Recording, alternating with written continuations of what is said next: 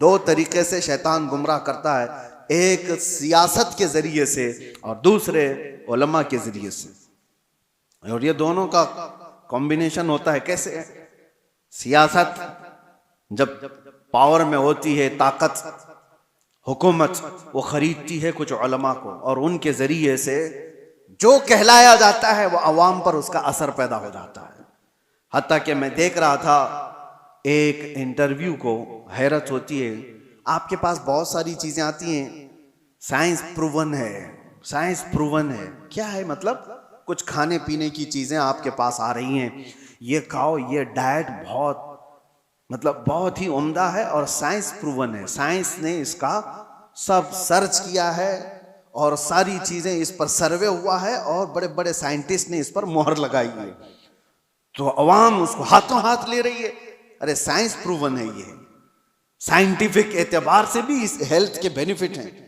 मैं देख रहा था कई साइंसदानों को तो हुकूमत खरीद कर रखी हुई है, बड़े बड़े पैसे वाले लोग इनको खरीद करके रखे हुए हैं। अरे चाहे कुछ भी कचरा हो, तुम कह दो कि मैंने रिसर्च किया है, मैंने सर्वे किया है 1.5 लाख लोगों पर और उसका असर ये आया है, और इसके बदले में तुम जितना पैसा ले लो।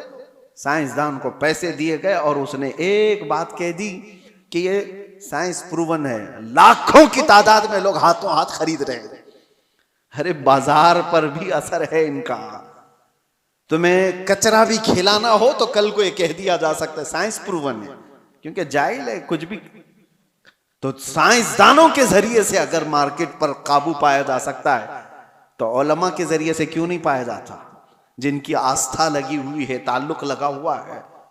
तो मेरे अजीजों, आखिरी बात कहता हूं, मुझे ये बात उस वक्त पता चली जब मैं लोगों से राब्ते में नहीं था। आप समझ सकते होंगे, कुछ ऐसे उलमा के चेहरे सामने आए, अल्लाहू अकबर, जो माहाना तनख्वाह लेते हैं, माहाना तनख्वाह लेते हैं सिर्फ और सिर्फ बड़ी ताकत के हिसाब से लिखने पर और बोलने पर और कौम की मुखबिरी करने पर।